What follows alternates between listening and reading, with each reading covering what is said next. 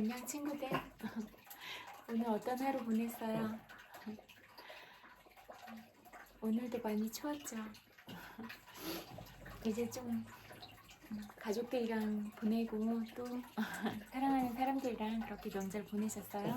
떡국도 드시고?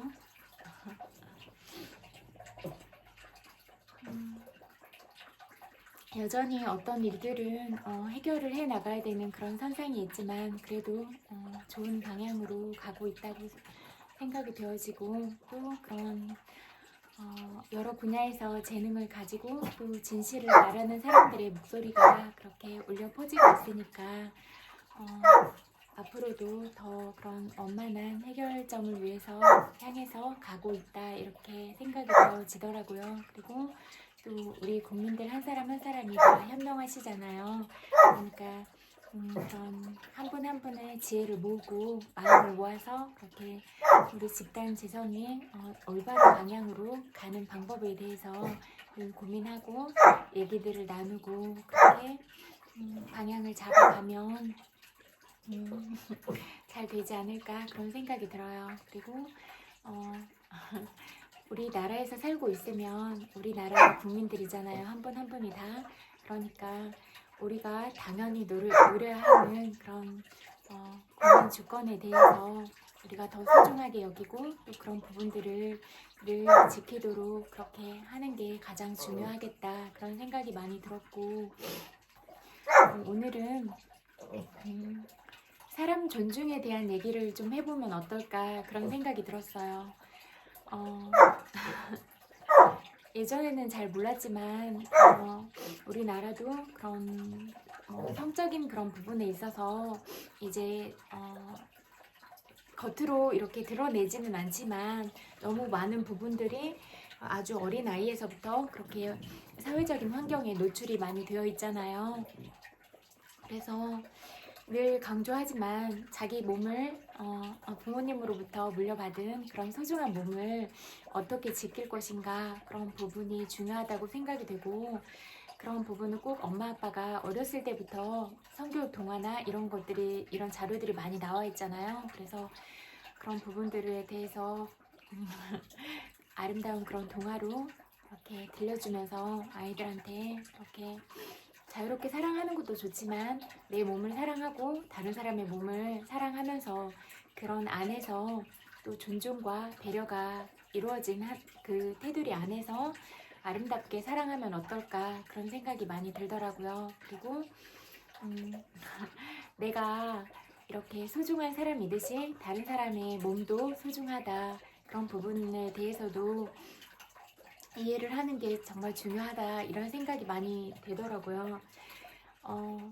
어떻게 보면 너무 익숙해진 생활 환경 때문에 다른 사람에게 내가 어떤 행위를 하는 게 성추행에 해당하는지 이런 부분도 인지를 못하고 그런 성추행적인 발언을 하거나 성폭력까지는 아니더라도 성폭력도 여러 분야에서도 많이 일어나고 있겠죠. 그래서 이렇게 너무 노출이 된 환경에서 우리가 우리의 몸을 소중하게 생각하지 않고 다른 사람의 몸도 이렇게 함부로 대하려고 하는 그런 의식들이 너무나 많이 깔려있진 않은가 그런 생각이 들었어요. 그리고 성추행은 상대방이 불쾌감을 느끼면 성추행인 거잖아요. 성추행 신고하면 법에 저촉되잖아요. 그래서 그런 부분에 있어서 함부로 말을 하면 성추행에 걸릴 수 있다. 그리고 요즘에는 직장에 들어가기 전에도 그런 성추행에 관한 성폭력에 관한 그런 과거에 그런 경력들이 있나 그렇게 사전에 조사가 돼서 성범죄에 관한 그런 기록들을 열람하고 그것들을 직장에 제출을 하고 들어가게 돼 있잖아요.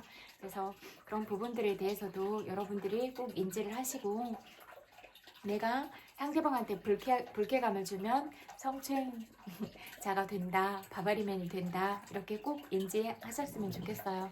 그래서 이런 부분들은 진짜 서로가 서로를 그리워하고 좋아하고 이런 사랑으로 연결이 되면 그런 것들은 당연하다고 생각이 되는데 상대방이 원하지 않고 나에 대해서 그렇게 전혀 의사가 없는데 그렇게 하는 것은 성추행이다. 이런 말씀을 꼭 드리고 싶어요. 너무나 무분별하고 이런 기본적인 인지들이 안 돼 있더라고요. 전국 어디로 가봐도 똑같았어요. 식당을 가거나 미용실을 가거나 뭐 산책을 하거나 만나는 모든 사람들이 곳곳에서 그런 비겁하게 이면 교류를 하면서 그렇게 하는데, 그렇다고 해도 다 마찬가지다. 성추행을 하고 있는 거는 마찬가지다. 이런 생각이 되더라고요. 그래서 상대방의 입장이 돼서 보면 어떨까 그런 생각이 들어요. 여러분들 제가 어떤 사람인지 모르시잖아요. 그리고 제가 어떤 가치를 추구하고 있는지 그런 부분에 대해서도 알지도 못하면서 이렇게 저를 일방적으로 그런 여러분들이 원하는 그런 모습으로 저를 바라보시고 그렇게 또 쉽게 접근을 하시려고 하는 거잖아요. 그런 부분에 대해서는 불쾌하다 이런 말씀을 드리고 싶어요. 왜냐하면 저도 제가 바라보는 이상향이 있고 또 제가 좋아하는 그런 스타일이 있을 거 아니에요. 그런데 저의 마음과 저의 의사와 아무 상관없이 그렇게 하는 게 참 불쾌하고 늘 성추행이라고 느꼈다. 이런 말씀을 꼭 드리고 싶어요. 그래서 우리가 사랑에도 성숙한 마음가짐과 태도가 중요하진 않을까 그런 생각이 들었어요. 그리고 뭐 여러 인연들에 의해서 이렇게 뭐 됐겠지만 제가 뭐 개인적으로 뭘 의도하거나 그래서 지금 여기 있는 건 아니거든요. 저는 아무것도 안 했거든요. 그냥 제 생활 잘하고 제 집에서 열심히 살아가고 이런 것밖에 없어요. 그렇게 제가 뭘 의도적으로 그렇게 했다고 하면 좀 뭐 억울하진 않지만 뭐 좀 처음엔 그랬어요. 뭔가 이거는 내가 뜻하지도 않는데 이런 방향으로 가는 거는 참 무례하고 기분이 상한다 이런 생각이 많이 들었거든요. 정말로 그런 바바리맨 아저씨들은 입에 담지도 못하는 그런 발언들을 하고 그랬거든요. 일부러 들으라고 돌아가면서. 그런데 저 약간 건방진 캐릭터잖아요. 그래서 나보다 두뇌 회전도 안 되고 나보다 마음 그릇도 크지도 않고 나보다 생각도 빨리빨리 이렇게 안 되는 것 같은데 뭐 게임이 안 되는 것 같은데 자꾸 밥이라고 이렇게 하니까 제가 보기에는 단세포 아메바 같은데 아메바가 어떻게 자기보다 뛰어난 고등 생물한테 밥이라고 할 수 있나? 이런 건방진 생각이 들더라고요. 이거는 물론 저를 존중하지 않는 사람한테 하는 말이에요. 정말로 죽고 싶고 그래서 뭐 동아줄이라도 잡고 싶고 그런 심정으로 있는 사람들이 너무나 많다는 것도 잘 알아요. 그래서 그런 부분에 있어서는 충분히 이해를 하고 또 어떤 저의 그런 생활적인 부분들이나 이런 부분으로 인해서 영감을 받고 진짜 죽고 싶은데 살아가고 그런 빛을 발견하고 이런 분들이 많이 있다는 것도 알아요. 그런 부분에 있어서는 늘 사랑으로 감싸주고 안고 토닥이면서 가고 싶지만 무례하게 하고 그런 부분에서까지 용납은 하고 싶진 않더라고요. 그 누구도 다른 사람한테 무례하게 할 이유가 하나도 없다. 그런 말씀을 꼭 드리고 싶어요. 그래서 뭐 욕을 하거나 비난을 하거나 그런 사람들도 모두 사랑스러운 사람들일 것이다. 이렇게 생각은 하거든요. 그렇지만 잘못된 부분에 있어서는 정확하게 선을 긋고 그렇게 하지 마세요. 이 선 넘으면 지금 불쾌하게 그렇게 하고 계시는 거예요. 이런 부분은 꼭 말씀을 드리고 싶어요. 그리고 저는 그냥 이 세상을 살아가고 있는 사람이잖아요. 그러니까 뭐 불특정 다수의 수많은 국민들을 상대를 하면서 제가 일일이 그런 부분에 뭐 성추행을 하려고 하고 그렇게 어딜 가거나 그러면 이게 개인적으로 일일이 다 해결을 하면서 돌아다녀야 되는 것인가 이런 거에 대해서도 의문이 들었어요. 그리고 사람이 최소한 어떤 활동을 하면서 살아가야 되는데 온통 환경적인 부분에서 제약을 받게 되면 어떤 활동을 하면서 살아가야 되는가 그런 부분에 대해서도 참 의문이 많이 들더라고요. 그렇잖아요. 전에는 그냥 조용히 살아가고 또 제가 조용한 걸 좋아하고 뭐 저는 진짜로 그런 본능적인 측면을 중요하게 생각하는 게 아니라 진짜 명상하고 법문 듣고 제 마음을 닦아가고 그런 거에 관심이 있는 사람이에요. 저에 대해서 정말로 저를 한 개인으로 사랑하고 저를 아낀다면 제가 어떤 사람인지를 먼저 알아보는 게 더 급선무였을 거다, 이런 말씀을 드리고 싶어요. 그래서 진짜로 내가 저 사람 자체를 좋아하나, 그냥 저 사람을 그냥 한 사람으로서 좋아하고 존중하나, 그리고 정말로 그렇게 마음으로 사랑하고 싶은가, 이런 부분과 그냥 진짜 본능적인 부분으로만 이렇게 침을 흘리는 거랑 차원이 다르다고 생각을 하거든요. 그런 부분에 대해서 스스로 자문을 해보는 건 어떠세요? 저는 이런 부분은 아주 중요하다고 생각을 하거든요.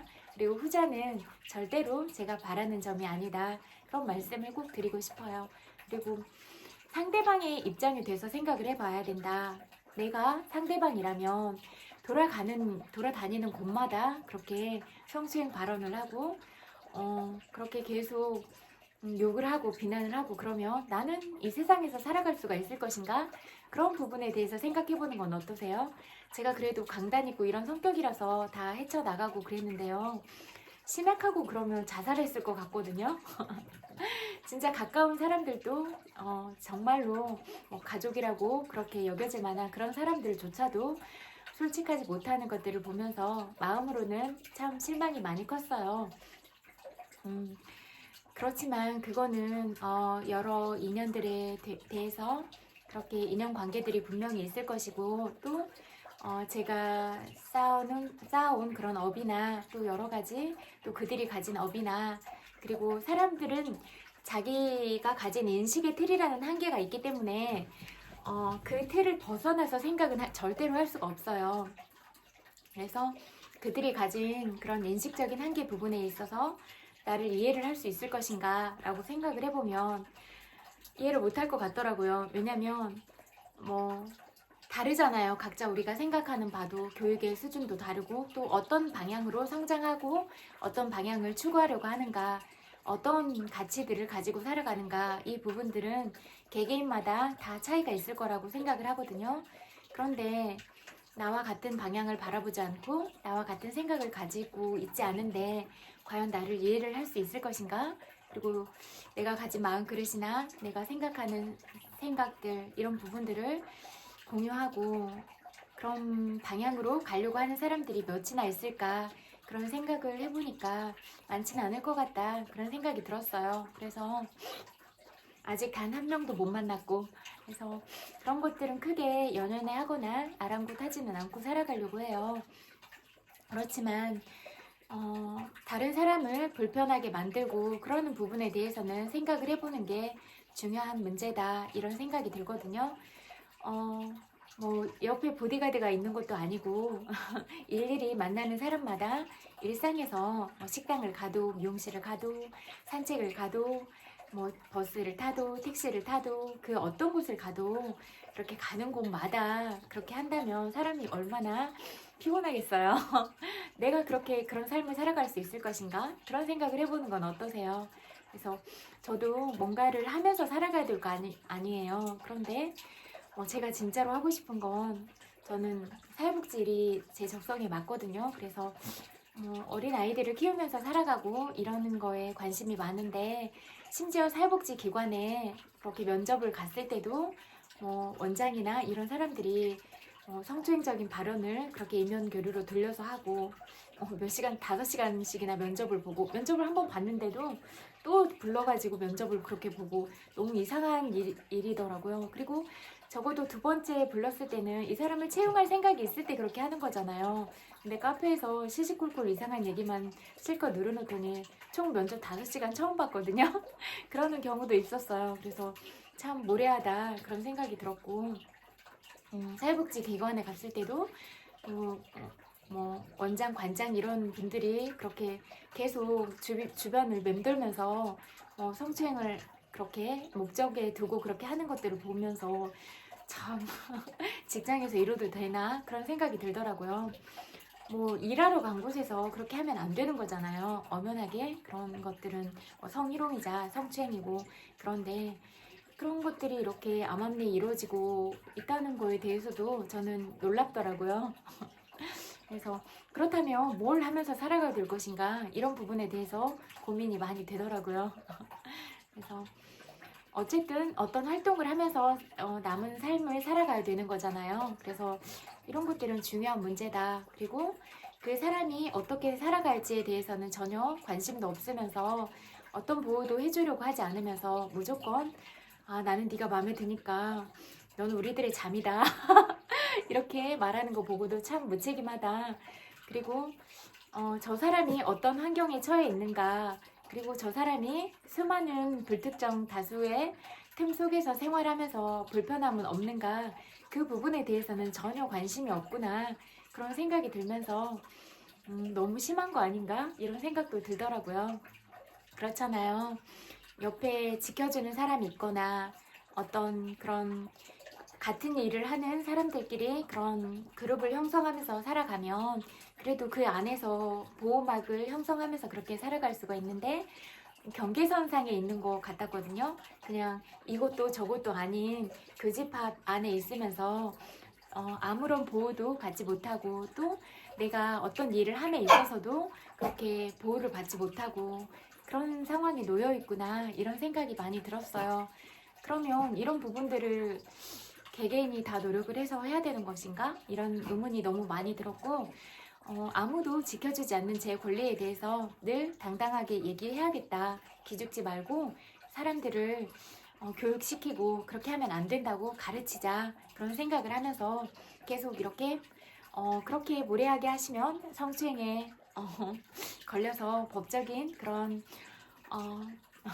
처벌을 받게 될 수도 있다, 이런 부분을 명확하게 이야기를 해야겠다, 이런 생각이 들더라고요. 그래서 그런 법적인 그런 조항에 대해서도 링크를 걸어서 그렇게 보내기도 하고 그랬어요. 그래서 그냥 내가 어떤 생활 공간 안에 있는 것들이 익숙하다고 해도 상대방이 그런 상황에 놓여 있지 않고 그런 세상을 살아오지 않았다면 그 사람한테는 너무나 불편한 일이다. 그리고 그 사람이 생활을 하면서 살아가야 되는데, 그 사람이 생활하면서 살아갈 모든 수단과 방법들을 다 막아버리고 그 사람을 이 세상에서 살아가라고 하는 게 맞는 경우인가? 이런 부분에 대해서도 생각을 해봐야 된다, 이런 생각이 많이 들더라고요. 그래서 뭐 정치하시는 분들이나 뭐 기업인들이시거나 그런 분들도 다 그러셨어요. 그런데 다들 어떤 직을 가지고 계시면서 급여를 받으면서 그렇게 살아가고 있는 거잖아요. 그런데 저도 어떤 활동을 하면서 그런 저의 생활을 영위해 나가고 그래야 되는 거잖아요. 그런데 계속 집에서 잠만 꿀꿀 자고 그렇게 하면 생활은 어떻게 하면서 뭘 하면서 살아가요? 그거는 말이 맞지가 않는 것 같아요. 이치에도 맞지도 않고. 그런데 최소한 그냥 조용히 이 사람이 살아갈 수 있게 하면 그냥 이 사람의 능력대로 그렇게 살아가는 거잖아요. 그래서 너무 많은 그런 제약적인 부분들을 제시하는 걸 보면서 이런 부분들은 꼭 말씀을 드리고 싶었어요. 이런 건 너무나 중요한 문제 아니에요? 그런데 이런 부분에 있어서 불편하다고 얘기를 하지 않으면 그냥 당연하게 생각하겠구나, 그런 생각이 너무나 많이 들었어요. 그리고 그 누구도 그냥 다른 사람한테 어떤 것들을 강요할 권리는 없다, 이런 말씀을 꼭 드리고 싶어요. 저는 만약에 진짜 제가 뭐 좋아하는 사람이거나 그러면 어떤 고생스러움을 다 감수하고라도 그 사람과 끝까지 같이 가고 이럴 수는 있어요. 뭐 어떤 것들을 해도 다 헤쳐나갈 자신은 있으니까. 그렇지만 그런 마음이 있지 않고 그냥 이 사람을 어떤 그런 유의적인 수단으로서 생각을 한다, 이거는 정말로 잘못된 거다라고 말씀을 드리고 싶거든요. 그냥 저 개인의 문제가 아니라 우리가 한 사람을 어떻게 생각하는가. 요즘은 한 사람이 고귀한 생명을 가진 존재라는 그런 중요한 관점에서 비춰지지 않고 사람마저 그냥 어떤 유의를 즐길 수 있는 성적 수단으로서 그런 도구로서 사용이 되고, 그렇게 또 그런 부분이 돈으로 재활하는 부분으로 연결이 되다 보니까 사람에 대한 가치가 너무나 낮아지고 있다 이런 생각이 많이 들더라고요. 그래서 아주 어렸을 때부터 어른들이 만들어 놓은 그런 환경적인 부분에 있어서 그렇게 희생양이 되면서 살아가야 된다면 늘 죽고 싶고 늘 힘들고 늘 우울하고 그럴 경우가 참 많겠다 이런 생각이 들더라고요. 왜냐하면 저는 그래도 성인이 돼서 이런 제가 의도한 바는 아니지만 이렇게 세상에 나오게 됐는데 이럴 때도 너무나 불편하다고 느꼈는데 정말로 그런 실질적인 그런 근무 환경에 놓이게 된 사람들은 얼마나 우울하고 죽고 싶은 나날들을 다 견디고 버티고 살아왔을까 그런 생각을 하니까 정말로 가슴이 아팠고 마음이 많이 무너져 내리는 것처럼 그렇게 심장이 아팠어요. 그래서 이런 부분들은 너무나 중요하다. 그리고 이런 부분을 잘 말하고 가르쳐야 다른 사람들을 아프게 하지 않겠구나 이런 생각이 너무 많이 들었고 그리고 법적으로 그런 부분들을 보장을 해줘야 그 사람들이 정말로 쉼 없이 일을 하지 않고 법적인 제도 안에서 그렇게 괜찮은 근무 환경 안에서 살아갈 수가 있을 것 같다 이런 생각이 들었거든요. 만약에 술집에서 일하는 사람들을 무시하거나 하대하거나 그런 생각은 하지 않거든요. 그런데 만약에 내가 술집에서 일하는 어떤 사람들을 그렇게 만났을 때 내 마음대로 그렇게 어떻게 하려고 하냐? 그것도 잘못된 거라고 생각을 하거든요. 그분들도 여러 가지 꼭 원하지는 않아도 집이 어렵거나 어쩔 수 없는 그런 환경들 때문에 그런 직업의 차원에서 그런 선택들을 했을 수도 있잖아요. 그런데 잠자는 것들은 다 이렇게 좋아하고 다른 사람들의 그런 사생활을 몰래 보고 이런 것도 즐기면서 그런 일을 한다고 하대하고 무시하고 또 정작 그런 집에 가서 술을 마시고 그런 어떤 향락들을 추구하면서 막상 그런데 근무하는 사람들은 무시하고 그런다는 거는 이치에 맞지 않다 이렇게 생각이 돼요. 그리고 전에도 그런 발언대에서 술집에서 일하는 어떤 분이 그렇게 발언을 하셨는데 제가 봤을 때는 그 어떤 국회의원보다 올바른 그런 방향들을 제시하고 있었고 참 똑똑한 사람이었어요. 그런데 단지 일을 하고 있다는 그 이유로 술집 여자가 이렇게 말했다 이렇게 타이틀을 걸었더라고요. 그런데 그렇게 걸면 안 된다고 생각을 해요. 그리고 청소를 하거나 술집에서 일을 하거나 그런 일을 하는 그런 환경이 사람의 가치를 낮게 할 수 있는가 그리고 그런 어떤 일을 함에 있어서 그 사람이 무시받아도 되는가 그런 부분을 좀 우리가 깊이 있게 생각을 해봐야 된다 이렇게 생각이 많이 돼요. 그냥 직업인 거잖아요. 그 사람이 어렵고 또 어려운 환경들 때문에 어떤 부분들을 일깨워줄 수 있는 그런 부모님들을 만나지 못했고 또 교육을 받을 기회가 없었고 그래서 내가 경험할 수 있는 세계가 이 작은 틀밖에 없어서 어쩔 수 없이 그렇게 살아가고 있고 이럴 수도 있는 거잖아요. 그런데 내가 그 전생에 지어놓은 복이 너무 많아서 재산이 많은 부모님 밑에서 태어났어. 그래서 내가 현재 누릴 수 있는 것들이 많아. 그렇다고 해서 가난하게 살고 그렇게 교육을 받을 기회를 갖지 못하고 어려운 환경에서 일을 하고 이런 사람들을 무시해도 되는가? 절대로 아니라고 생각을 하거든요. 저는 그냥 우리나라에서 태어나서 우리나라에서 살아가고 있다면 똑같은 권리가 있다. 그리고 그 누구에게도 무시받아도 안 되고 존중받아야 되는 그런 기본적인 기본권이 있다. 이런 말씀을 꼭 드리고 싶어요. 그래서 그 누구도 함부로 하면 안 된다. 어떤 일을 하건 그 사람이 어떤 상황에 처해 있건 누구나 다 다른 사람의 귀중한 가족이다. 그리고 교육을 많이 못 받고 그렇게 사랑한다고 살갑게 표현을 하지 못하는 어떤 부모님들이 계시다고 하더라도 그 부모님들도 내 자식이 아프고 내 자식이 어디 가서 맞고 그러면 멍든 가슴으로 살아가고 내가 저 자식을 위해서는 죽을 수 있다. 이런 마음들을 가진 부모님들이 계시다.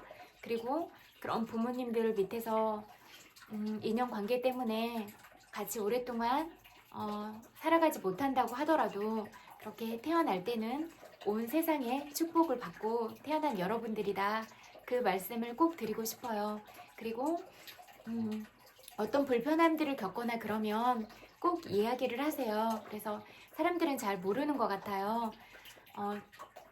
내가 그렇게 넘어오면 무례해요. 그렇게 하지 말아주세요. 그렇게 하면 너무 제가 속상해요. 제 마음이 좋지 않아요. 저 그렇게 하셔서 상처받았어요. 라고 꼭 이렇게 내 자신의 심정을 말하는 아이 화법으로 말을 해서 아, 내가 저 사람한테 상처를 줬구나. 저렇게 하면 안 되겠구나. 라고 상대가 꼭 느낄 수 있도록 말을 하세요. 저도 처음에는 엄마가 계속 참아라, 예의 있게 살아라 이런 말씀을 어렸을 때부터 하셔서 무조건 참아야 되는 줄 알았어요. 참는 게 미덕인 줄 알고. 그런데 부당한 일들을 겪을 때마다 제 속에서는 부글거리더라고요. 저렇게 무례한데 왜 참아야 되는가. 늘 끊임없는 의문이 들었어요. 늘 의구심이 들었고. 그래서 아니다. 정말로 어른답지 못한 어른들도 많은데 불합리하다고 정당하지 못하다고 말을 해야겠다. 그런 생각을 하면서부터 저는 늘 이야기를 하기 시작했어요. 그리고 저는 정말 이성적인 편이거든요. 그래서 그 전날 종이에 다 적어가지고 머리에 다 넣고 또 종이도 들고 가가지고 질문을 던지고 이렇게 해서 꼭 해결을 해 나갔어요. 그런데 그럴 때마다 저의 그런 부분들이 다 관철이 됐거든요. 왜냐하면 그건 당연한 나의 권리이기 때문이에요. 나의 당연한 권리를 당신으로부터 침해를 받았으니까 그 부분에 대해서 미안하다고 말하고 반드시 사과를 해라. 이렇게 접근을 했거든요. 그리고 우리는 아주 어린 아이한테라도 우리가 잘못을 했다면 사과를 하는 게 맞다. 그렇게 생각이 돼요. 그리고 내가 의도하지는 않더라도 그 사람을 아프게 하거나 그랬다면 미안함을 갖고 내가 잘 몰랐는데 미안하다. 그렇게 진심 어린 사과를 늘 하는 게 중요하다. 이런 말씀을 꼭 드리고 싶어요. 그리고 우리는 그 어떤 것보다 자존감이 높은 아이로 키워서 엄마 아빠가 아이한테 사랑을 많이 줘서 내가 정말로 사랑받는 존재라고 그런 생각들을 심어주면 그 어떤 역경을 겪더라도 나는 사랑받는 존재야. 이런 것들은 아무것도 아니야. 이겨낼 수 있어. 이렇게 잘 살아갈 수가 있을 거예요. 그러니까 아이 스스로 아이의 삶을 선택할 수 있도록 그냥 부모나 우리 어른들은 옆에서 이런 것도 있는데 어때? 이런 것도 있는데 어때? 이렇게 어떤 그 아이가 성장하고 배울 수 있는 그런 환경들을 많이 만들어주고 아이 스스로 그런 재능들에 맞게 아이가 정말로 좋아하는 일들을 하면서 행복하게 살아갈 수 있도록 그렇게 만들어주는 게 가장 중요한 것 같다. 부모의 욕심을 채우려고 부모가 하지 못했던 어떤 욕구적인 부분들을 하면서 살아가도록 만들지 말고 우리 아이한테 어떤 재능이 있는가, 우리 아이가 뭘 할 때 가장 행복해 하는가, 그런 것들을 늘 세심하게 이렇게 돌아봐 주시면서 같이 찾아봐 주시면서 행복한 사람으로 살아가게 만드는 것, 이게 가장 중요한 것 같아요. 어떤 강요들 때문에 부모가 공부를 하라고 해서 전교 1등을 해도 나중에 엄마 이제 됐잖아 하고 죽어버리는 경우도 있고 그러잖아요. 그러면 그런 게 다 무슨 소용이 있어요. 정말로 아이가 행복하게 그냥 하루하루 살아가도 모든 작은 순간에도 감사하고 고마워하면서 꼭 나만을 위해서 살아가는 게 아니라 다른 사람이 잘 되는 일도 진심으로 축하하고 또 내가 잘 되는 일도 진심으로 그렇게 축하받고 또 다른 사람이 어려워하면 늘 적극적으로 나서서 도와주려고 하고 함께 살아가는 이런 공동체의 생활에 대해서 얼마나 중요한가, 그런 가치들을 먼저 가르쳐 주는 게 중요하다. 이런 말씀을 꼭 드리고 싶어요. 그래서 나만 잘하고 나만 잘 돼서 살아가려고 하는 게 아니라 내가 반드시 상대를 꺾고 나만 이겨야 된다는 그런 이기심이 가득한 마음으로 이 세상을 살아가는 게 아니라 내가 이길 수도 있지만 상대방이 이길 수도 있고 또 내가 졌더라고 하더라도 상대방이 잘했을 때는 진심으로 격려해주고 응원해주고 그렇게 좀 마음 그릇도 넓고 또 지혜도 있는 그런 사람으로 키우는 게 중요하다. 그리고 그렇게 잘 키운 아이들이 우리나라의 미래다. 그리고 그런 인재들이 우리나라라는 이런 국한된 작은 나라에만 있지 말고 전 세계로 가서 정말로 인재가 돼서 이렇게 세계를 호령하고 그렇게 살아갔으면 좋겠다. 그런 생각이 늘 많이 들어요. 그래서 요즘에 보면 감정 카드도 많이 나와 있으니까 엄마 아빠들이 아이한테 감정 카드도 많이 읽혀주고 직업 카드도 나와 있으니까 그런 것들도 아이한테 같이 보게 하고 또 그런 직업 체험관이나 이런 것도 잘 돼 있잖아요. 그래서 어렸을 때부터 엄마 아빠들이 그런 직업 체험관도 같이 가고 또 책도 많이 읽어주고 그래서 늘 아이들이 그런 오감을 통해서 많은 것들을 느끼고 또 다른 사람에 대해서도 소중하게 생각하고 그리고 또 늘 어렸을 때는 좀 많이 노는 게 중요할 것 같거든요. 놀이를 통해서도 많이 배우고 또 그런 부분들을 통해서 어떤 규칙과 친구들 관계에서도 서로 사람들을 상대하고 이러는 방법도 배우고 또 자연에서 많이 뛰어놀게 해줬으면 좋겠어요. 우리가 밖에 나갔을 때 햇살이 눈부시거나 그랬을 때 진짜 행복해지잖아요. 그리고 실제적으로 비타민 D가 있어서 우울증에도 많은 도움이 되잖아요. 그러니까 슬프거나 그럴 때는 꼭 밖에 나가서 햇빛을 쬐고 햇살이 이렇게 눈부시게 비추는데 그런 모습을 봐도 참 아름답고 또 직접 이렇게 피부에 닿을 때도 그 따뜻한 느낌이 너무 좋잖아요. 얼굴로 이렇게 내리쬐을 때도 그리고 등으로 이렇게 따뜻한 햇살이 딱 등을 밀어주는 것처럼 그렇게 안아주는 것처럼 그런 감각적인 기분들을 느낄 때도 좋기도 하고 또 자연에 있는 나무들 예쁜 꽃들 이런 거 보면서 또 그런 마음이 아름다워질 수도 있고 그러잖아요. 또 맑은 공기를 마셨을 때 이렇게 크게 심호흡 해보면 깊이 이렇게 때까지 들어오는 공기에 그런 신선함을 실컷 느낄 수도 있고 이런 모든 부분들이 중요하고 또 그런 명상이나 정말로 마음을 다스릴 수 있는 방법들을 아주 어렸을 때부터 가르쳐주면 좋을 것 같아요. 그래서 평상심을 잘 유지하고 마음이 안정적으로 이렇게 있는 사람은 어떠한 경우도 일어설 수 있고 오뚜기처럼 바로 일어설 수가 있을 거예요. 그리고 그런 사랑을 많이 받아본 사람들은 회복 탄력성이 좋아요. 그래서 늘 자기가 사랑스러운 사람이라는 걸 잊지 않고 내가 귀한 사람이라는 걸 늘 잊지 않으니까 누가 뭐라고 해도 상관없는 거예요. 욕한다고 해도 욕하는 사람의 마음과 욕하는 사람의 입이 그럴 것이기 때문에 내가 저 말에 좌지우지 될 사람이 아니야. 그리고 나는 내가 올바른 마음을 가지고 있고 내 마음 안에 사랑이 있는데 괜찮아. 그냥 마음이 아프거나 슬퍼서 저렇게라도 표현하고 싶은 거잖아. 이렇게도 이해를 해볼 수 있을 거예요. 그리고 저렇게 생각으로 업을 짓고 말로 업을 짓고 이런 건 저렇게 한 사람들이 다 받게 될 거고 그런 것들까지 다 이해가 될 거예요. 그래서 마음의 원리나 이런 부분들을 가르쳐 주는 게 더 중요하다 이렇게 말씀을 드리고 싶어요. 그리고 실질적으로도 그렇게 부정적으로 말을 하고 그러면 뇌세포도 파괴가 돼요. 그러면 뇌세포가 파괴가 되면 가장 나쁜 부분으로는 치매 그런 부분들도 일어나잖아요. 나중에는. 그리고 그런 긍정적인 마음을 갖고 있지 않으면 계속 스트레스를 받는 상황이잖아요.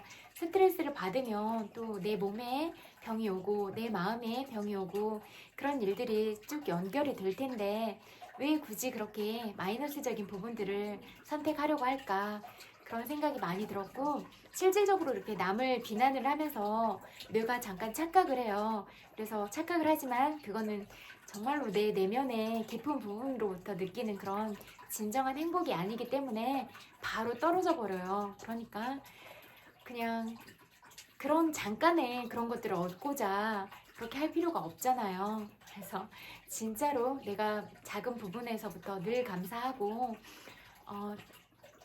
정말로 많은 부분에서 사랑을 느끼려고 하고 저는 이랬으면 좋겠어요. 힘들수록 나 이렇게 힘든 하루를 참 잘 살아줬다, 고맙다, 그렇게 자기 이름을 꼭 불러주고 사랑한다, 고맙다, 사랑한다 이 말을 아침 저녁으로 스스로한테 꼭 해주면 좋겠어요.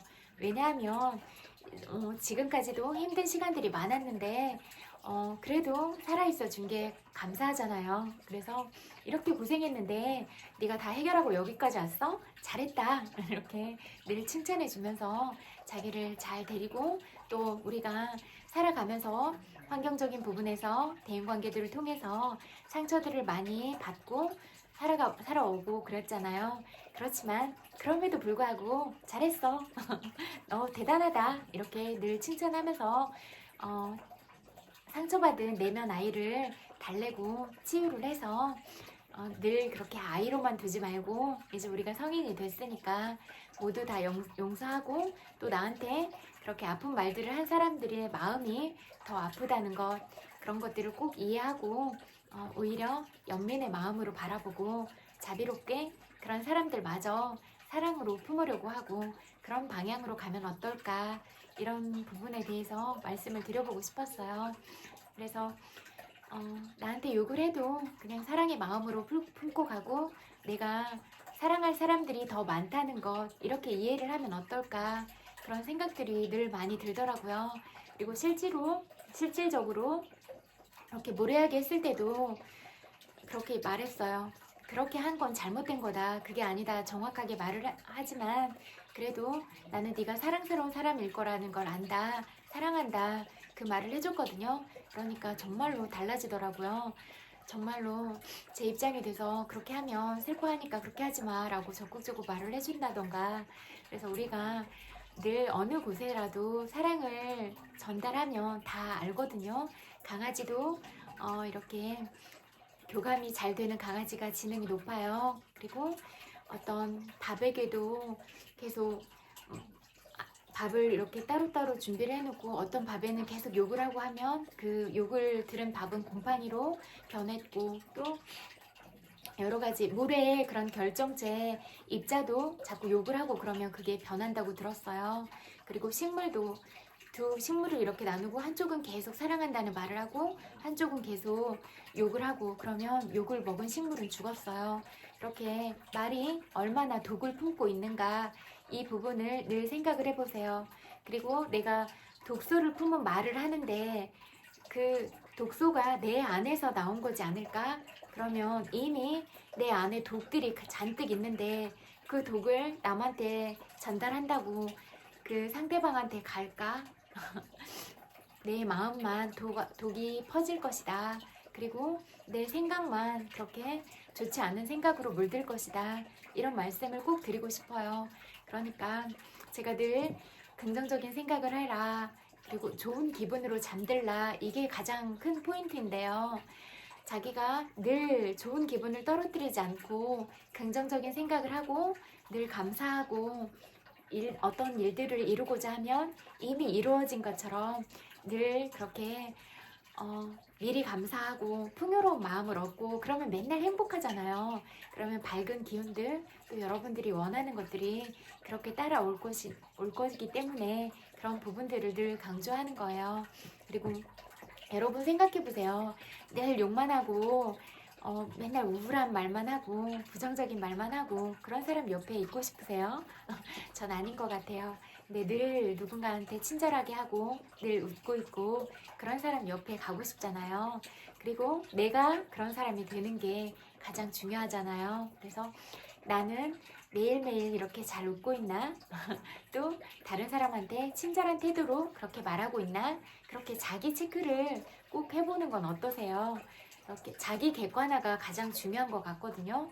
다른 사람을 욕하거나 비난하기는 너무 쉽지만 내가 어떤 사람인가, 내가 어떤 태도를 가지고 살아가고 있는가, 내가 어떤 가치관을 가지고 살아가고 있는가, 나는 다른 사람한테 친절하게 말하고 있는가, 다른 사람한테 사랑스럽게 말하고 있는가, 그런 부분들을 늘 생각해 보는 건 어떠세요? 나의 이기심 때문에, 나의 질투심 때문에 다른 사람들에게 입에 담지 못할 말들을 그렇게 하고 있는가? 나의 이기심을 살짝 바꿔서 이렇게 내가 직접적으로 비난하면 나쁜 사람이 되는 건 싫으니까 상대방이 이건 모를 거야 라고 돌려서 그렇게 말하고 있진 않은가? 그런 걸 속마음과 다른 이면교류라고 하는데, 이면교류를 우리나라 사람들은 참 많이 하더라고요. 면전에 두고. 그런데 그것도 되게 바보 같아요. 상대가 사랑이 담지 않은 마음으로 그렇게 돌려서 말을 하면 상대가 모를까요? 아니에요. 다 알아요. 저는 다 알겠더라고요. 그리고 제가 눈치가 빠르기도 하고 참 감사한 게 두뇌 회전도 빨라서 상황 파악도 잘해요. 그리고 또 관찰력도 좋아서 딱 보면 한눈에도 스캔 되거든요. 그래서 그리고 또 제가 경청을 잘하니까 놓치지 않아요. 말을 다 듣고 또 다 기억을 하니까 기억력도 좋은 것 같거든요. 그래서 다 믿긴 믿는데 어떤 시점이 되면 이상하다 싶으면 어떤 말을 했지, 어떤 행동을 했지 이렇게 딱 데이터 분석을 해보면 이 시점에 이렇게 말했고 이 시점에 이렇게 말했고 다 하면 그 상대방이 어떤 말을 했고 행동을 했구나라고 그렇게 평균 데이터가 나와요. 그래서 그렇게 판단을 하거든요. 누가 욕을 하거나 그래도 그 사람 말을 믿지는 않아요. 제가 겪기 전까지는. 하지만 제가 겪어보면 그 사람은 이제 이미 제가 겪어본 바니까 그래서 그렇게 보는 것 같아요. 아, 이 사람은 진실하지 못하구나. 이 사람은 욕심이 많구나. 시기가 많구나. 질투가 많구나. 이런 것들이 다 수면 위로 떠오르면 보이더라고요. 그래서 그런 것들은 내가 품은 마음을 다른 사람이 모른다고 생각하지 마세요. 다 알아요. 그래서 우리가 정말 늘 나는 어떤 사람인가, 나는 어떤 가치관을 가지고 있는가, 이렇게 나를 점검해 보는 게 가장 중요한 문제 같아요.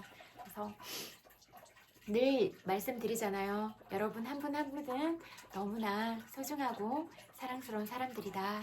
그리고 다른 사람도 여러분과 똑같이 사랑스럽고 이렇게 귀한 사람이다. 그러니까 그 누구에게도 함부로 말하지 말아라. 함부로 행동하지 말아라. 이런 말씀을 꼭 드리고 싶어요. 그리고 상대방의 입장이 돼서 반드시 생각을 해봐야 된다. 그렇게 말씀을 드리고 싶어요. 내가 상대방의 입장이라면 편안하게 잘 살 수 있을 것인가?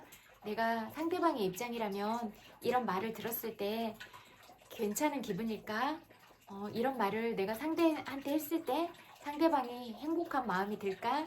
이런 부분들에 대해서 미리 3초씩만이라도 생각을 해보세요. 그리고 명절에만 덕담하는 게 아니라 늘 다른 사람에게 덕담을 주고받듯이 그렇게 일상에서 생활화되면 좋겠다.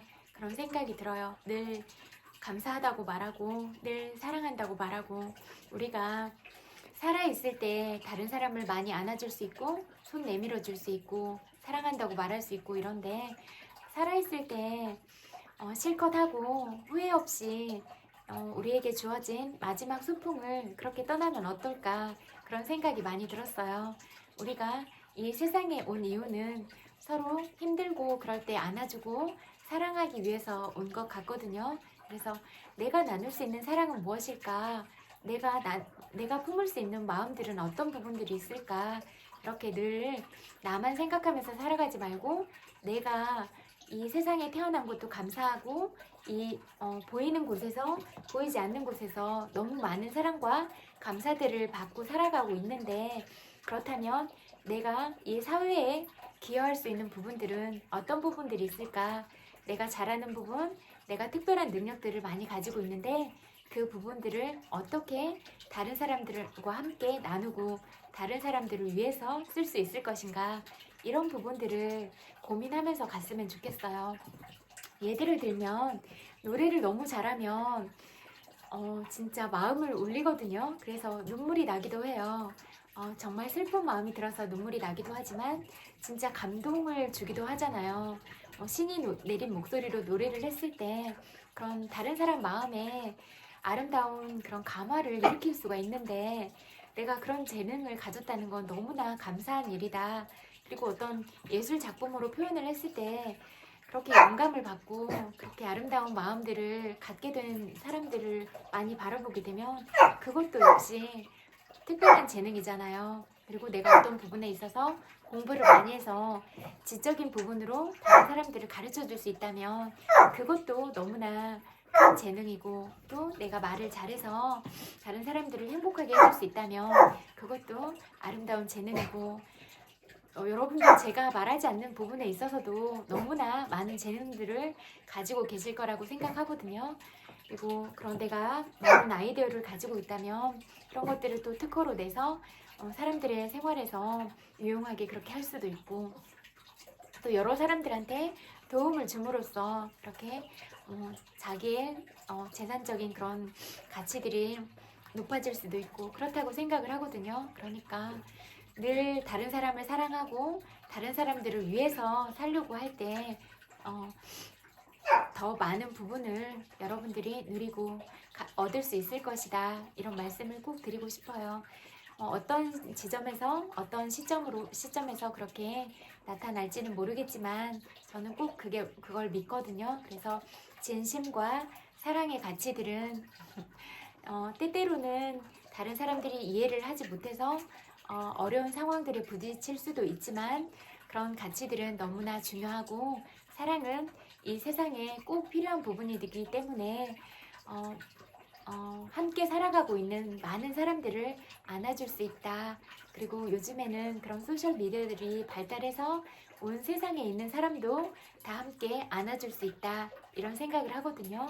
그러니까 우리 한 사람 한 사람이 가진 생각, 한 사람 한 사람이 가진 마음이 얼마나 중요한가, 이 부분을 꼭 생각해 보세요. 그래서 여러분들이 아주 바늘구멍만한 마음을 갖고 살아갈 수도 있고, 이 우주를 품는 마음으로 살아갈 수도 있고, 그런 당사자들이다, 이런 부분들을 늘 기억해 주세요. 그리고 다른 사람한테 절대로 함부로 말하지 마세요.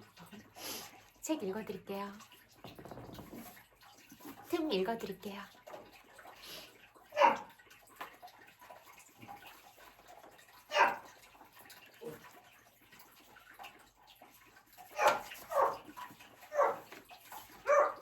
삶은 논리와 아무 상관이 없다. 논리는 독단적이고 전체적인 힘을 갖고 있기 때문에 대단히 억압적이다. 일단 논리가 그대를 장악하게 되면 그것이 많은 것들을 죽인다. 논리는 독재자와 같다. 독재자가 반대파들을 결코 용납하지 않듯 논리 또한 그것과 반대되는 감정, 사랑, 명상을 가만두지 않는다. 종교 역시 이성의 반대이다. 따라서 이성은 이것들을 죽이고 학살하고 근절한다. 그러다 갑자기 그대는 삶이 무의미하다는 것을 자각하게 된다. 의미 있는 모든 것들은 비이성적인 것이다. 그러니 이성에 먼저 귀 기울여 듣는 것은 삶에 의미 있는 모든 것들을 죽이는 것이 된다. 모두 죽이고 나면 승리감에 젖겠지만 곧이어 공허감을 느낀다. 손에 쥐고 있는 것이라고는 논리밖에 없다. 그 논리로 무엇을 할 수 있겠는가? 만일 그대가 이성적이게 되면 삶이 고달퍼질 수밖에 없다. 삶이란 단순하고 비이성적이다. 인간이 지닌 모든 문제는 추상적인 것들에 있다. 삶은 장미처럼 간단하다. 장미는 전혀 복잡하지 않다. 하지만 장미는 신비하다. 장미는 하나도 복잡하지 않지만 이성으로는 이해할 수 없다. 그대는 장미를 사랑하고 장미의 향을 맡고 장미의 이파리를 만지고 장미를 느낄 수 있고 심지어 장미 그 자체가 될 수도 있다. 하지만 그대가 장미를 분해하고 분석하게 되면 그대 손에는 죽은 시체만 남아있게 될 것이다. 그러니까 예쁘다고 사랑한다고 꺾어버리는 게 아니라 그 아름다움을 유지하고 그 생명력을 불어넣기 위해서 얼마나 큰 정성을 쏟아야 되는가.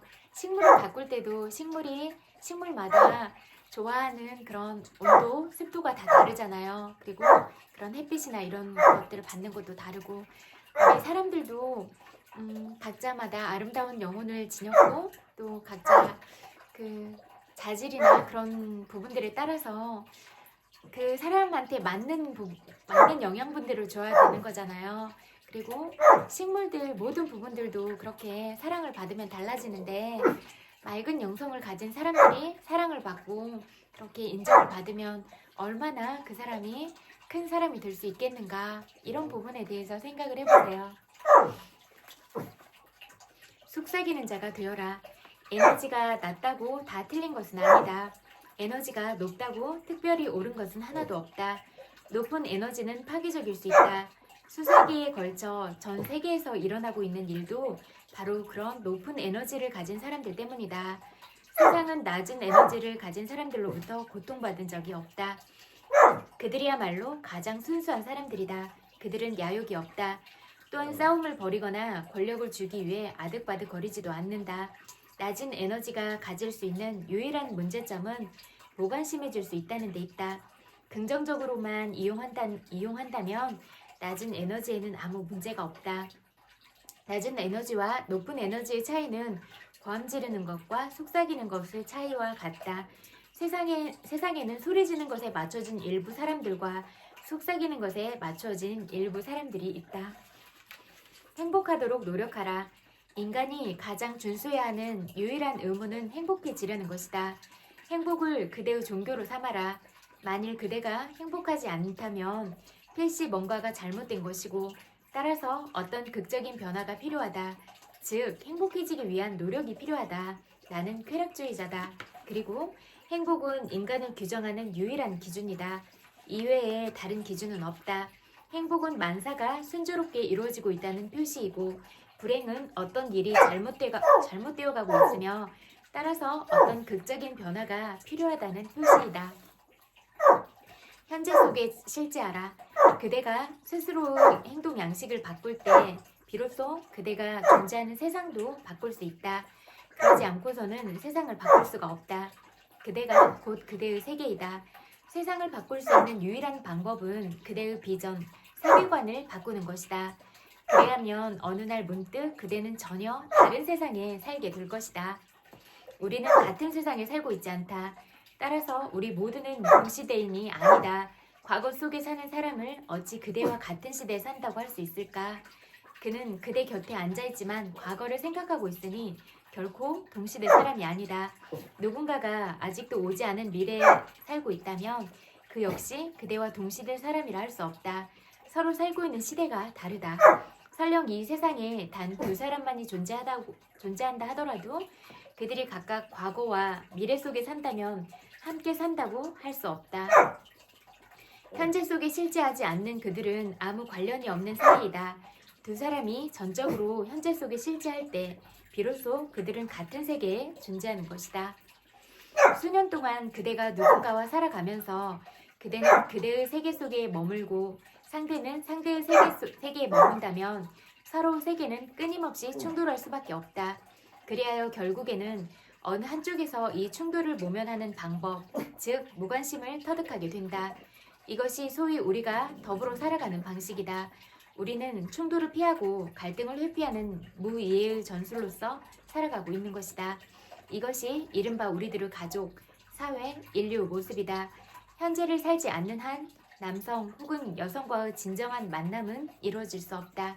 진정한 만남을 기반으로 할 때 사랑도, 가족도, 사회도 참될 수 있다. 발가벗을 자신이 있는가? 중심에 있을수록 그대는 더욱 더 편안해지고 더욱 더 깊은 관계를 맺게 될 것이다. 관계 속으로 들어가는 사람은 바로 그대이다. 만일 그대가 긴장하고 불안해하고 파편적이라면 누가 그대와 깊은 관계를 맺으려 하겠는가? 우리의 파편적인 속성 때문에 우리의 관계의 깊은 층으로 들어가기를 두려워한다. 우리는 자신의 실체가 드러나는 것을 두려워한다. 가슴을 열어보여야 하는데 그 가슴이 조각조각 부서져 있는 까닭이다. 그대 안에는 한 사람이 아니라 떼거리의 사람들이 들어있다. 그대가 사랑하는 이에게 가슴을 열어 보이면 상대는 한 무리의 군중들로 이루어진 그대를 발견하고는 무서워 달아나 버릴 테니 말이다. 사람들이 계속해서 즉흥적인 관계만 맺는 것도 다 이런 탓이다. 그들은 깊은 관계를 원하지 않는다. 치고 달아나 버린다. 겉만 살짝 건드린 뒤 실체가 미처 드러나기 전에 도망간다. 외면적인 만남만 있을 뿐 거기에는 사랑이 없다. 육체적 배설과 카타르시스 그뿐이다. 친밀하지 못한 관계에서는 계속해서 가면을 쓸 수밖에 없다. 가면은 웃고 있지만 그대는 웃지 않는다. 진정 깊은 관계를 원한다면 발가벗을 위험을 감수해야 한다. 이는 그대가 갖고 있는 모든 문제들을 상대방에게 보여야 한다는 의미이다. 저는 가장 솔직하게 만나는 게 좋더라고요. 그리고 나의 약한 모습, 나의 부족한 모습, 이런 모습도 저라는 한 구성 요소이기 때문에 그런 부분도 다 말하고 이렇게 가감없이 솔직하고 가장 순수하게 만나고 싶더라고요. 그래야 친구가 된다고 생각을 해요. 그래서 어떤 부분에 있어서도 속이지 않고 만나는 것, 이런 게 가장 중요한 것 같아요. 그래야 계속 신뢰가 쌓이잖아요.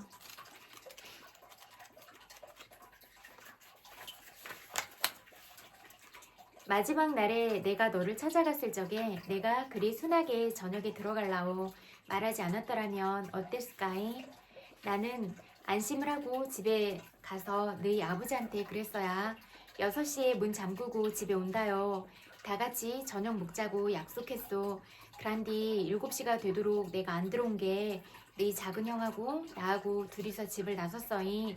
계엄이라 7시가 통금인디 그날 저녁 군대가 들어온다 한 게 귀신 그림자도 안 보이더라이. 꼬박 40분을 걸어서 가본께 상무관에는 불이 꺼지고 아무도 없어야. 도청 앞으로 간 게 총든 시민군들이 지키고 섰더라마는 우리 막내 아들을 만나봐야겠다고 사정 온 게 어리디 어린 그 시민군들은 파랗게 얼굴이 굳어갖고 안 된다고, 아무도 들어보내면 안 된다고 딱 잘라 말하더라. 금방 계엄군이 탱크를 몰고 들어온다고 위험한 게 얼른 집으로 가라고만 하더라이. 제발 들어가게 해주소 하고 나는 빌었어야. 우리 막내 불러라도 주소. 잠깐만 나와보라고 해주소. 보다 못한 너희 작은 형이 직접 들어가서 동생을 찾겠다고 한 게 시민군 하나가 그러더라이. 지금 들어가면 못 나옵니다. 저 안에는 죽을 각오가 된 사람들만 남았습니다. 네 작은 형은 알겠다고 일단 들어가게만 해달라고 언성을 높일 적에 내가 말을 막았다이. 그 아그가 기회를 봐서 제 발로 나오려는 것이요. 분명히 나한테 약속을 했단 게 사방이 너무 캄캄해서 내가 그렇게 말을 했다이. 금방이라도 어둠 속에서 군인들이 나타날 것 같아서 그렇게 말을 했다이.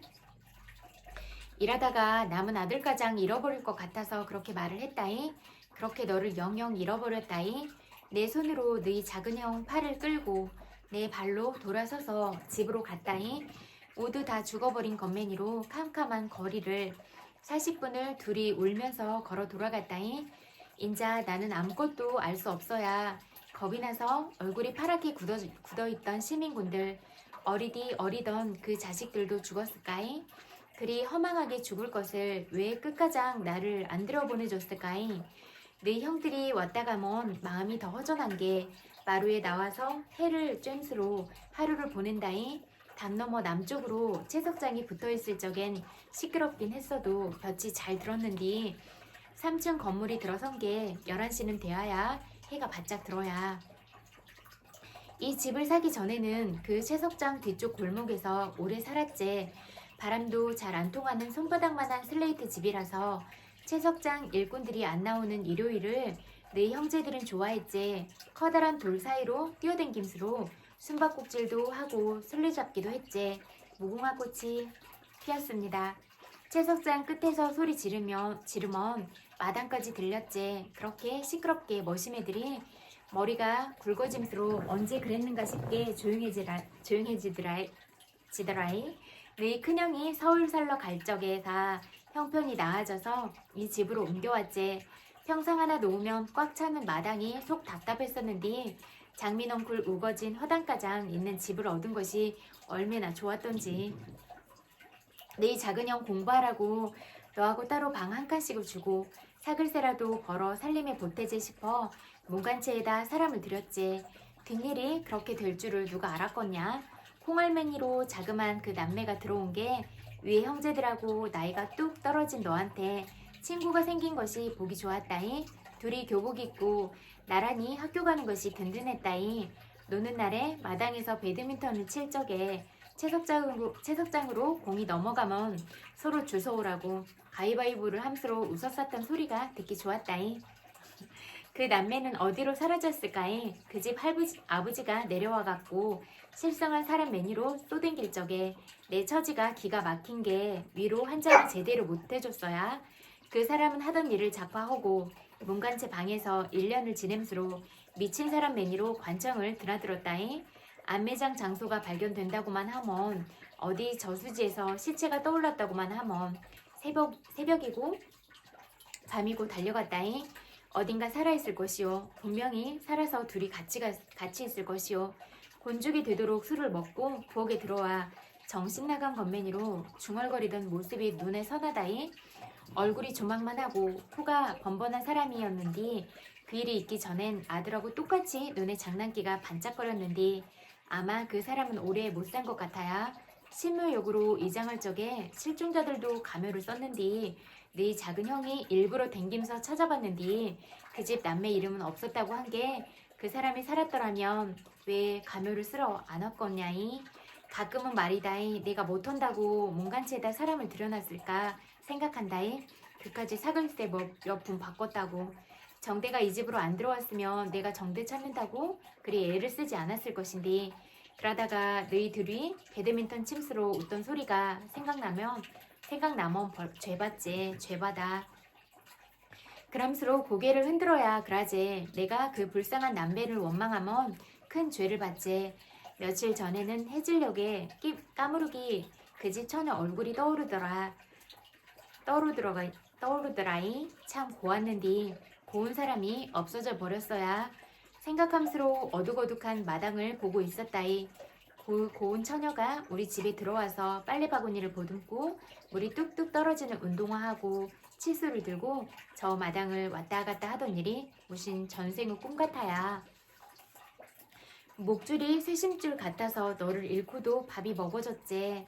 정대네 아버지까지 떠나 괴괴한 문간체는 밖에서 자물쇠로 채워버리고 꾸역꾸역 가게에 나가 장사를 했제.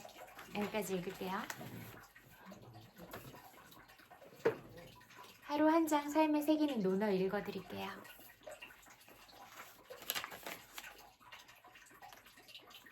나를 찾아가는 길. 욕심은 출구 없는 재앙과 같다. 공자는 낚시질은 하지만 그물질은 하지 않았고 주살질은 하지만 잠자는 새는 쏘지 않았다. 공자는 젊은 시절 집이 가난해 봉양과 제사를 위해 직접 낚시를 하고 주살질로 새를 잡았다. 그러나 공자가 그물질로 대량으로 고기를 잡지 않고 낚시질을 하고 무분별하게 잠자는 새까지 잡지 않은 것은 필요 이상의 과한 욕심을 내지 않았기 때문이다. 또한 필요 이외의 살생을 하지 않은 태도를 통해 모든 생명을 소중하게 생각한 공자의 덕성을 엿볼 수 있다. 우리는 생존을 위해서 음식을 섭취해야 하고 그 목적으로 농업과 어업 등을 운영한다. 그러나 필요 이외의 과한 욕심과 욕망은 화를 불러오게 마련이다. 인류는 역사상 그 어느 때보다 문명과 과학의 발달로 물질적인 풍요로움을 누리고 수명을 연장해 가고 있다. 그러나 더 풍족한 삶을 원하는 인간의 욕망으로 인해 지구라는 자연은 생태계의 교란, 기후위기, 오염 등 각종 심각한 위기에 직면해 있다. 노자에게서는 오색 찬란함은 사람들의 눈을 멀게 하고 아름다운 음악은 사람들의 귀를 멀게 하며 산의 진미는 사람들의 입을 망쳐놓는다라고 하며 욕망을 경계하라고 말한다. 그 이유는 인간의 욕망이라는 것은 만족을 모르고 더 큰 욕망을 불러와 그 출구가 없기 때문이다. 우리는 좋은 것을 갖게 되면 더 좋은 것을 원하게 되고 맛있는 것을 먹다 보면 더 맛있는 음식을 원하게 된다. 인간은 매년 2조 7천억 마리의 물고기들을 잡아들이는데 현재 대형 물고기의 90%가 사라졌고 이러한 추세로 가면 2050년 무렵에는 바다가 텅 비게 되는 상황이 벌어질 수 있다고 전문가들은 경고한다. 문제는 물고기가 사라지면 그로 인해 생태계가 무너지고 이산화탄소가 증가하여 지구온난화를 가속화하는 결과를 불러온다는 점이다. 지구라는 자연은 서로 유기적으로 연결되어 있기에 어느 하나가 무너지면 연쇄적으로 다른 것들이 잇따라 무너지게 된다. 노자는 욕망이 많은 것보다 큰 죄악이 없고 만족을 모르는 것보다 큰 재앙이 없다고 말했다. 우리는 연쇄적인 결과들을 생각하지 않고 우리의 욕망의 만족만을 생각하면 어떤 결과가 일어나는지 지구가 보여주는 재앙을 통해 확인하고 있는 셈이다. 그래서 개인이든 기업이든 국가든 발전과 풍요를 향한 엑셀레이터를 밟으면서 자신의 욕망이 어떠한 결과를 가져올지 생각해보고 다른 생명체와의 공존과 지구 보존을 위해 무엇이 최선의 길인지를 고민해봐야 한다. 그리고 공존을 위한 해법을 행동으로 옮기는 것만이 다 함께 생존할 수 있는 길일 것이다. 지구 재앙은 결국 인류 멸종이라는 최악의 결과를 가져올지도 모르기 때문이다. 우리가 건너는 삶의 계단들. 공자가 말했다. 나는 15살에 학문의 뜻을 두었고 30살에 자립했으며 40살에는 사물의 이치에 의혹을 갖지 않았고 50살에 천명을 알았으며 60살에 귀로 듣는 것은 그대로 이해되었고 70살에 마음이 하고자 하는 바를 따라도 법도에 어긋남이 없었다. 공자는 기원전 551년에 태어나 기원전 479년의 생을 마침으로써 73년의 삶을 살았다. 그는 만년에 자신의 삶을 회고하며 삶의 과정을 위해 같이 정리해서 말했다. 공자는 15세 학문을 하겠다는 뜻을 세웠다. 약 15년간 학문과 세상사를 몸으로 습득하게 되면 그것이 익숙하게 되어 남이 가르쳐주지 않더라도 자연스럽게 행동으로 나타나게 된다. 그러나 자신의 욕심과 주변의 유혹으로 마음이 혼란스럽고 때로는 환경에 따라 좌절하는 경우가 생기게 된다. 이러한 일들을 겪고 이겨내는 과정을 거쳐 40세가 되면 흔들리지 않는 견고함이 생기게 된다. 그러면 때와 장소에 따라 미혹됨이 없이 옳은 판단을 하고 균형 있게 행동할 수 있는 경지에 서게 된다. 40세를 부록이라고 한 것은 이러한 의미이다. 50세가 되면 세상에 존재하는 모든 것들의 가치를 알게 되고 자신의 소명을 알게 된다고 하여 지천명이라고 했다. 60세를 일순이라고 했는데 사람들 사이에 발생하는 불만과 갈등이 이해가 되고 작은 일에도 큰 깨달음을 얻게 된다는 의미다. 그리고 70세가 되면 사사로운 욕심이 없어지고 이는 마음으로 자연스럽게 생각하고 행동하게 된다는 것이다. 이렇지 않더라고요. 공자는 삶의 단계를 이와 같이 6단계로 설명하며 그 나이에 얻게 된 경지를 설명했다. 그러나 공자는 어렸을 때 가난해 생활 전선에 일찍 뛰어들어 경험이 풍부했고 또 학문에 대한 의지가 강해 열심히 노력해 30세에 이미 유명한 학자가 되었다. 그리고 학문의 목적을 도에 두고 정진해 도덕적으로 큰 경지에 이르렀다. 그래서 우리가 공자와 같은 경지에 이르기는 쉽지가 않다. 또한 당시의 사회 환경과 지금의 사회 환경이 많이 다르고 사람들의 수명도 훨씬 길어져 그 나이대에 깨달음이 공자가 말한 내용과 다소 다를 수 있다. 그러나 그 나이에 맞는 발달 과업을 이루는 것은 인간의 삶에서 중요한 과정이다. 심리학자 에릭 에릭슨은 인간의 발달 단계를 8단계로 나누고 각 단계마다 발달 과업이 있다고 설명했다. 그 중에서 청소년기 11세에서 18세의 발달 과업은 정체성, 성인기 18세에서 40세의 발달 과업은 친밀성, 중년기 40에서 65세의 발달 과업은 생산성, 노년기 65세 이상의 발달 과업은 통합성이라고 말했다. 청년기에 자신이 어떤 사람인지 자아 정체성을 찾기 시작하고 성인기에는 본격적으로 사회활동을 시작하므로 친밀성을 통해 인간관계를 다지고 중년기에는 자신의 분야에서 성취를 이루고 노년기에는 자신의 삶을 돌아보며 자신이 이룬 많은 것을 수렴하고 정리하며 자신의 실수나 시행착오도 자신의 삶으로 받아들이며 통합하는 시기라는 의미다. 공자가 말한 60세 이후 삶과 에릭 에릭슨이 말한 노년기의 발달 과업은 자신의 소명을 깨닫고 자신을 받아들이고 세상과 조화롭게 살아가야 한다는 의미에서 일맥상통하고 있다. 이제는 100세 시대로 50의 나이도 삶에서 젊은 시기에 속하게 되었다. 그래서 마음가짐을 얼마나 젊게 가지고 긍정적이고 적극적으로 사느냐가 행복을 좌우한다. 100세를 넘기신 김영석 교수님은 장수 비법으로 2가지를 강조했다. 첫째는 공부와 일을 계속하는 것, 둘째는 감정을 젊게 가지도록 노력하는 것이다. 이제는 나이답게 사는 것보다 자신이 좋아하는 일을 즐기며 자기답게 사는 것이 행복한 삶으로 가는 길이다. 여기까지 읽을게요. 시간이 좀 늦어서 주무시고 계신 분들도 계실 것 같고 또 늦게 주무신 분들도 많이 있으실 것 같아요. 그래서 여러분들이 어떤 하루를 보내셨을지라도 잘 보내셨다고 그렇게 위로해드리고 싶어요. 토닥토닥. 또 여러분의 소중한 시간들을 또 제 이야기를 들어주셔서 마음으로 감사드려요. 100만 번 볼보고 보내드릴게요. 엄청 많이 사랑해요. 여러분, 제가 늘 여러분들한테 사랑한다고 말해드릴 건데요. 여러분들도 다른 누구한테 사랑한다는 말 많이 하면서 그렇게 보내세요. 그리고 또 오늘이라는 하루를 잘 살아주신 여러분들한테 고맙다, 정말 사랑해 이런 말 하면서 잠드세요.